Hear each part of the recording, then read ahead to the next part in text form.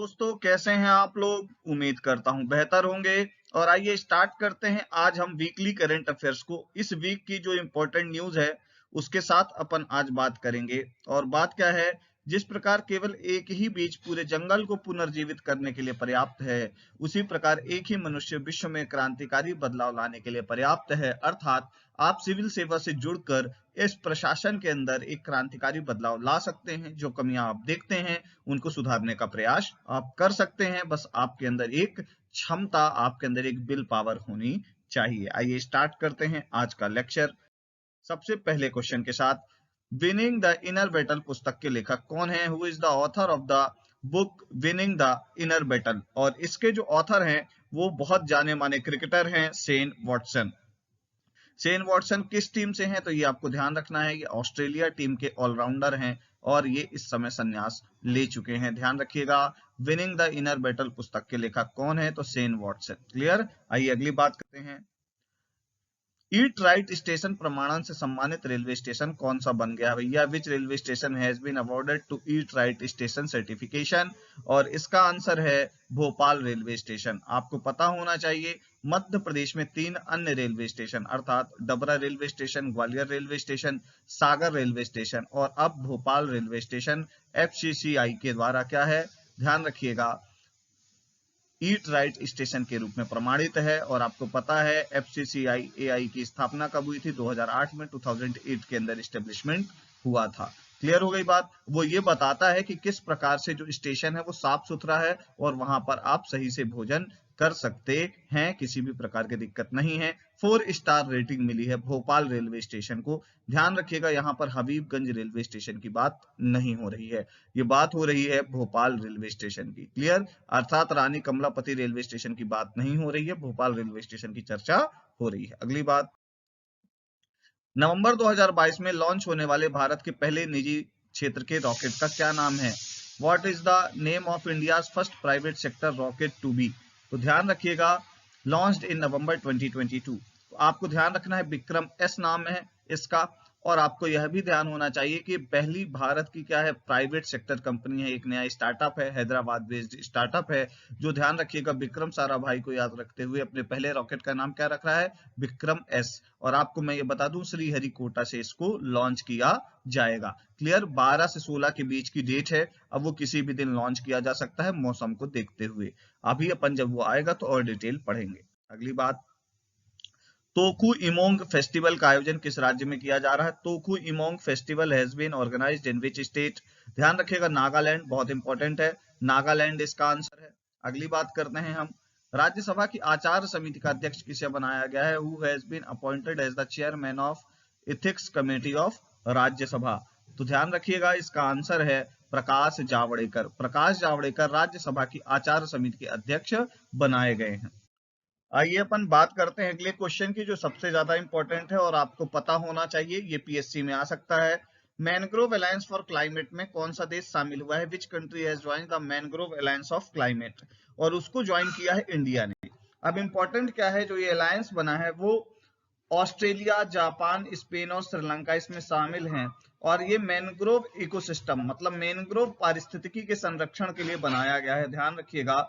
और COP27 जो कि इजिप्ट में हो रहा है, उसमें ध्यान रखिएगा इस सत्र में mangrove alliance for climate change को क्या किया गया है? शामिल किया गया है। मैनग्रोव अलायंस फॉर क्लाइमेट को इसमें शामिल किया गया है। और इसका पार्ट कौन बन गया है? ध्यान रखिएगा, भारत अर्थात इंडिया।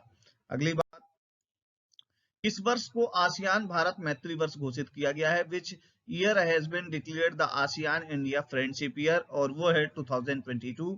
और आपको पता है आसियान 10 देश हैं। क्लियर हो गया। 1967 में आसियान बना था। आपको यह भी पता है कि इसका मुख्यालय कहाँ है? इंडोनेशिया के अंदर है, हेडक्वार्टर। और आपको यह भी पता होना चाहिए कि भारत की जो ईस्ट की लुक ईस्ट पॉलिसी है, पूर्व की तरफ देखो नीति है, उसमें आसियान देश ही प्रमुखता से हैं। क्लियर हो गई बात। और अब आपको मेरे को कमेंट बॉक्स में बताना है कि आपको कलादान प्रोजेक्ट के बारे में मालूम है। अगर नहीं मालूम है तो आप बताइएगा, मैं इस पर वीडियो आपके सामने लेकर आऊंगा। अगली बात है, यूनेस्को के अनुसार किस वर्ष तक विश्व धरोहर के ग्लेशियर समाप्त हो जाएंगे? According to UNESCO by which year of the world heritage glacier will end? तो ध्यान रखिएगा 2050। क्या हो रहा है? बहुत तेजी से ग्लेशियर क्या हो रहे हैं? ध्यान रखिएगा समाप्त हो रहे हैं। इससे क्या हो रहा है भैया, हमारे सामने वाटर क्राइसिस की दिख रहा है कि अगर वाटर क्राइसिस हो गया तो क्या होगा, क्योंकि ग्लेशियर बहुत तेजी से मेल्ट हो रहे हैं और कुछ ग्लेशियर्स तो ऐसे हैं जो 27% 30% के अराउंड क्या हो चुके हैं, खत्म हो चुके हैं। और ये हमारे लिए बहुत ज्यादा सोचने की बात है कि आखिर इतना टेम्परेचर हम क्यों बढ़ा रहे हैं। अगर इसी प्रकार टेम्परेचर बढ़ता रहा तो ग्लेशियर्स को खतरा हो जाएगा। आइए अगली बात करते हैं। 2023 महिला विश्व कप बॉक्सिंग चैंपियनशिप की मेजबानी कौन सा देश करेगा? Which country has host the 2023 women's world boxing championship? और इसका आंसर बहुत इंपॉर्टेंट है, इंडिया। 2023 महिला बॉक्सिंग विश्व चैंपियनशिप की मेजबानी कौन करेगा? इंडिया करेगा। बहुत इंपॉर्टेंट क्वेश्चन हो जाता है। और आपको यह भी पता होना चाहिए कि भैया जो ये मेजबानी इंडिया करेगा, इसमें एक क्वेश्चन ये रहता है कि भैया और कब कब आयोजित हो चुका है। ध्यान रखिएगा, तो 2006 और 2018 2006 और 2018 के अंदर ध्यान रखिएगा वुमेन विश्व boxing championship, women world boxing championship ध्यान रखिएगा आयोजित हो चुकी है भारत में। और मार्च और अप्रैल 2023 के अंदर ये वर्ल्ड बॉक्सिंग चैंपियनशिप इंडिया के अंदर ऑर्गेनाइज होगी। क्लियर? बहुत इंपॉर्टेंट है, स्टार लगा लीजिएगा इस बात को। अगली बात, मालाबार नौसेना अभ्यास 2022 किस देश में शुरू हुआ? Malabar naval exercise 2022 has been started in which country? ध्यान रखिएगा जापान। अब बात क्या है, मालाबार जो नेवल एक्सरसाइज है वो इंडिया और यूएसए के बीच में 1992 को स्टार्ट हुई थी। अब इसमें क्या हुआ, ध्यान रखिएगा कि जापान और ऑस्ट्रेलिया बाद में शामिल हो गए। अब क्वाड जो नेशंस हैं वो सारे शामिल होते हैं कहाँ, किसमें? मालाबार एक्सरसाइज के अंदर। और मालाबार एक्सरसाइज इंडिया की मोस्ट इंपॉर्टेंट एक्सरसाइज है, नेवल एक्सरसाइज। ध्यान रखिएगा इसमें जापान, ऑस्ट्रेलिया और कौन है, ध्यान रखिएगा इंडिया।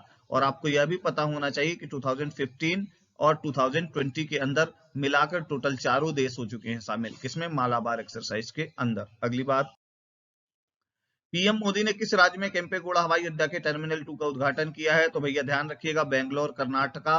बेंगलोर को हम केम्पेगौड़ा भी बोलते हैं। और आप लोगों ने अगर हमारा टेलीग्राम चैनल ज्वाइन कर रखा है तो कल ही मैंने अपने टेलीग्राम चैनल के अंदर ध्यान रखिएगा डाला था, ठीक है, कि भैया वहां पे केम्पेगौड़ा की क्या किया गया है, केम्पेगौड़ा का एक स्टेच्यू भी क्या किया गया है, लॉन्च किया गया है। ये मैंने आपको बताया था टेलीग्राम चैनल के अंदर।